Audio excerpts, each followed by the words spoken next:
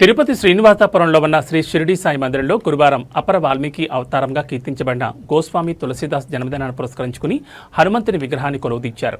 అనంతరం ఆయనకి ఇష్టమైన వడమాల హారంగా వేసి పూజలు నిర్వహించారు. ఉదయం 6 గంటల నుంచి సాయంత్రం 6 గంటల వరకు ఏకధాటిగా హనుమాన్ చాలీసా సామూహిక పారాయణం భక్తి శ్రద్ధలతో పారాయణం చేశారు. ఈ కార్యక్రమంలో మహిళలు అధిక సంఖ్యలో పాల్గొన్నారు.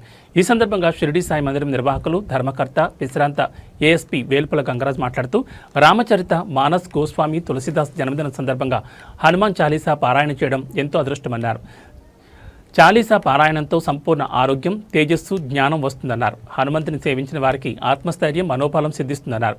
ఏ కార్యక్రమం చేపట్టినా విజయవంతమవుతుందన్నారు.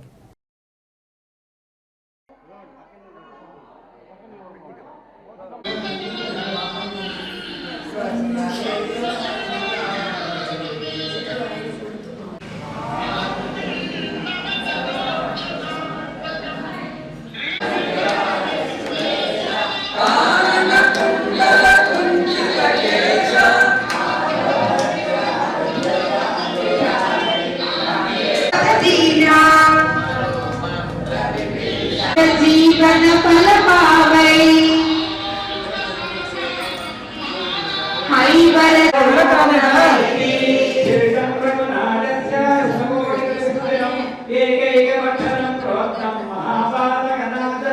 रामाय राम भद्राय रामाय नाराय नाराय ईशाय पदे नमः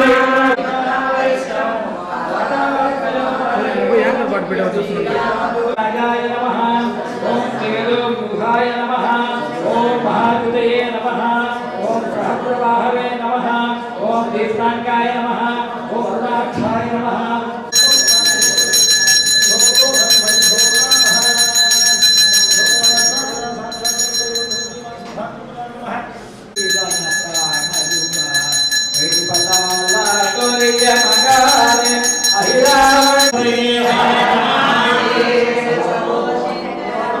ఈరోజు తులసీదాస్ గారి జయంతి. తులసీదాస్ గారు అంటే సాక్షాత్తు వాల్మీకి మహర్షి యొక్క అవతారమే. వాల్మీకి మహర్షి మనకు సంస్కృతంలో ఇచ్చారు రామాయణం. అది ఎవరికీ తెలియటం లేదు, చాలా తక్కువ మంది తెలుస్తుందని చెప్పేసి సాక్షాత్ బ్రహ్మదేవుడు ఆంజనేయ స్వామి వెళ్ళి వాల్మీకి మహర్షిని మళ్ళీ మీరు జన్మ ఎత్తి వాడుక భాషలో మీరు రామాయణం రచించాలని చెప్పి రిక్వెస్ట్ చేస్తే తప్పనిసరి ఆయన వచ్చి రావటం జరుగుతుంది.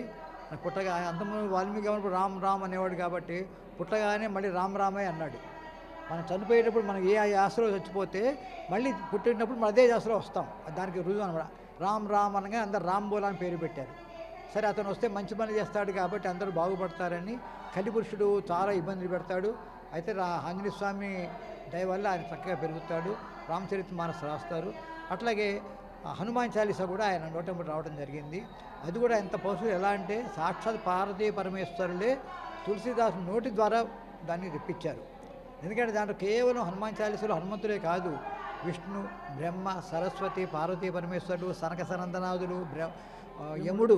యముడు పూజ చేయరు కానీ ఒక చాలీసాలోనే యముడు పూజ ఉంటుంది. యమ కుబేర దిగపాల జహాతి, కుబేరుడు, అష్టదిక్పాలకులు, నారదుడు, శారద, ఇంతమంది దేవతలు ఉండేవరకల్లా చాలా సనక సనందులు అంత ఆనందపడిపోతాడు హనుమ. తన కోసం ఆనందపడ్డు ఇంతమందిని పూజ చేస్తున్నారని చెప్పి ఆనందపడి స్వామి చెప్పారు కదా ఇందాక, తులసి ఏం కావాలో చెప్పి నీకు ఇస్తా అన్నాడు. ఈయనకు జై శ్రీరామ్, జై హనుమాన్. ఈరోజు ఎంతో శుభదినం.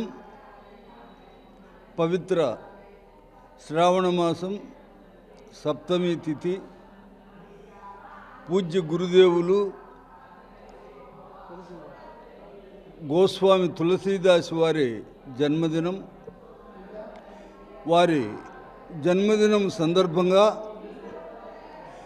ఈ తిరుపతి పట్టణంలోని హనుమత్ సేవా సమితి